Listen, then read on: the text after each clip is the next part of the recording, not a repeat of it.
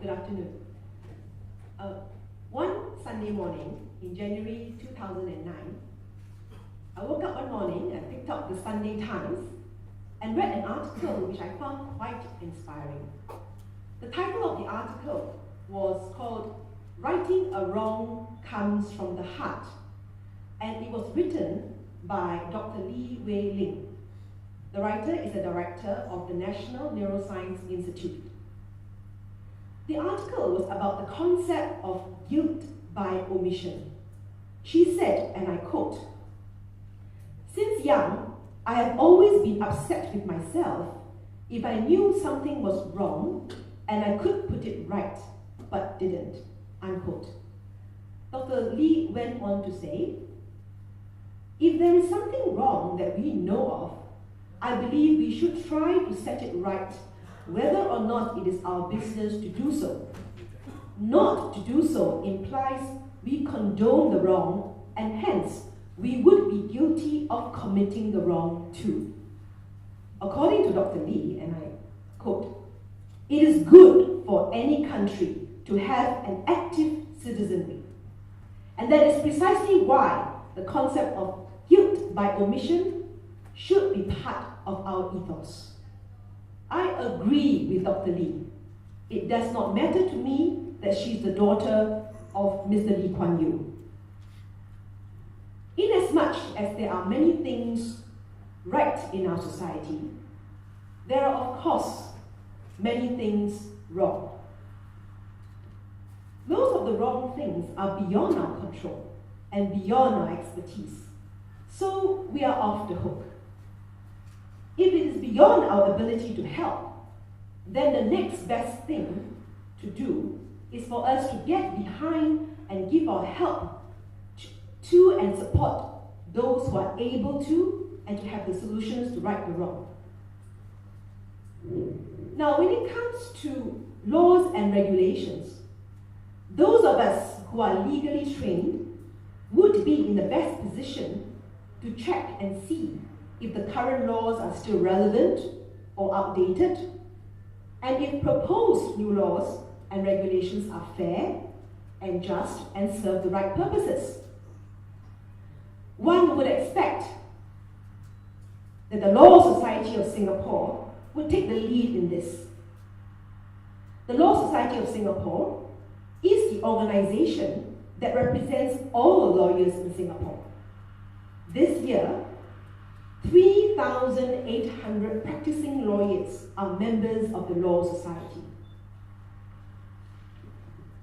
But in your memory, have you ever recalled a time when the Law Society spoke out against controversial laws or gave their opinions on legislation that of particular concern to society?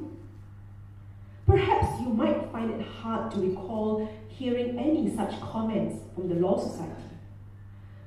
Well, it may come as a surprise to some of you to hear this. The Law Society of Singapore is not allowed to comment on matters affecting legislation unless asked by the government to do so, i.e., speak only when spoken to. This muzzling of the Law Society occurred in 1986, when the then president of the Law Society was Francis Yao. An amendment was made to the Legal Profession Act, which removed the Law Society's right to initiate comments on matters affecting legislation.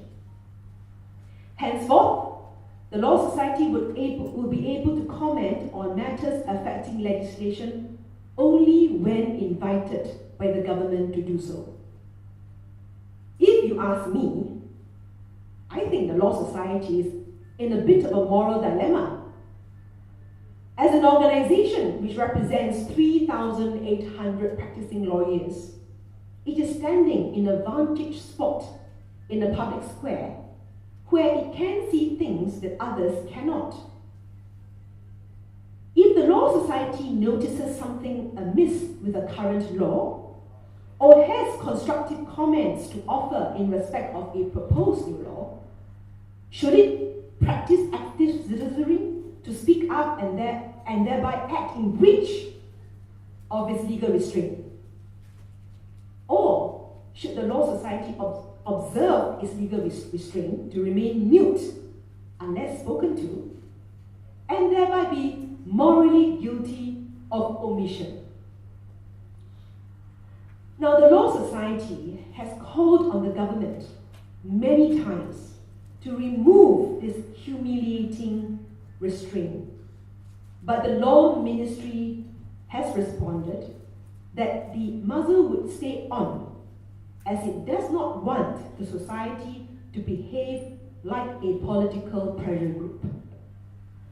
So in short, we cannot look to the Law Society to help us to check and balance the operation of current laws or the appropriateness of any new laws proposed by Parliament.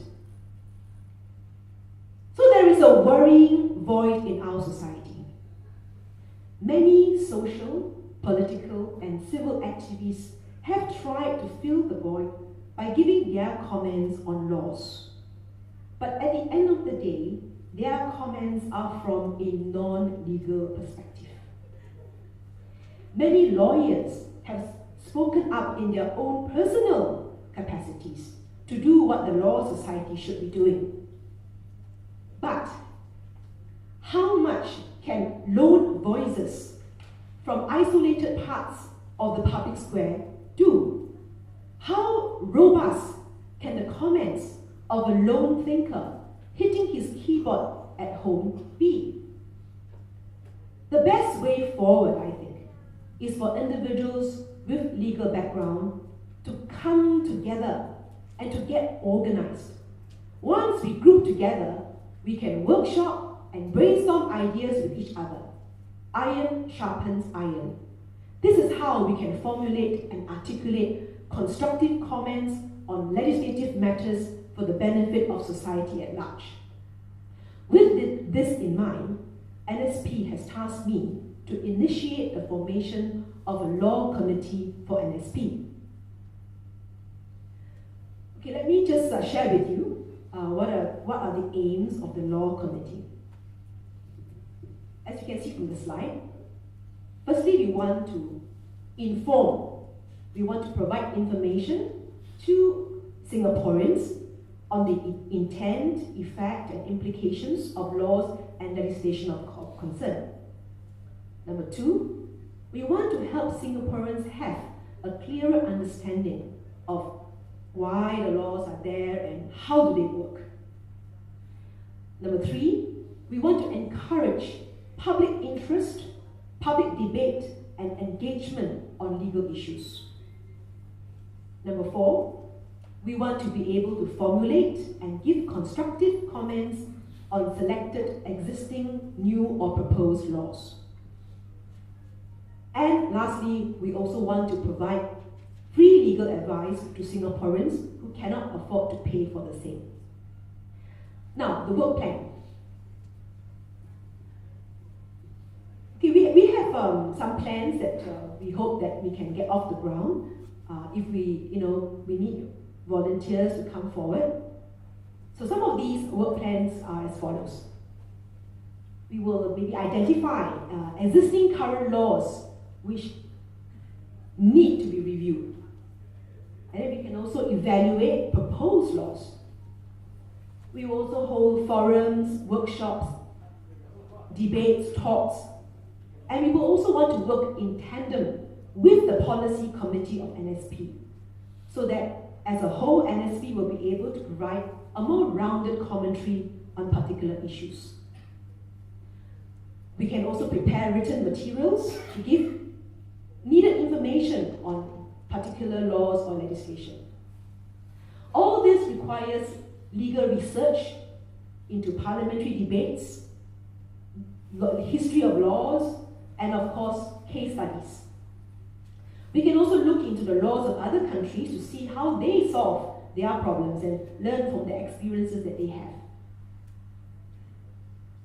The other thing also is that we want to start a free legal clinic for Singaporeans who cannot afford legal consultation. I just want to clarify that we will only be able to provide legal advice we will not be able to represent anyone in a particular case. Now, who are we looking for? Let me just say that the Law Committee is not restricted to lawyers only. Anyone who has an interest in law and in legal development is most welcome to join us. You do not have to be legally trained or from a legal background.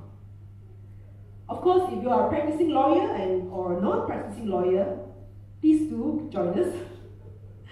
And also law students and law academics.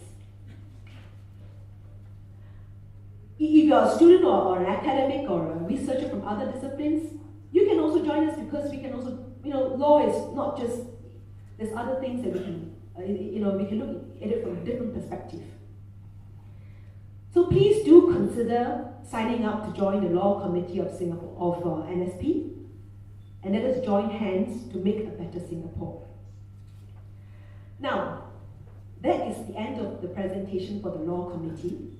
As I am the last speaker, I'd like to also close this event. We have heard from, including myself, the heads of 7 committees, as well as Hazel, who has given us the keynote speech. I'd like you to take away what Hazel said at the beginning of this event. She said, "The future is what we make of it. You can own your future by playing a more active role. And so, in that way, you can help create a better country for all Singaporeans." So with that, I leave you with that thought. We will be around, and please do come up to us and you can ask your questions, and we're most welcome to discuss with you. And we hope that at the end of the day that you would join us. Thank you very much, everybody.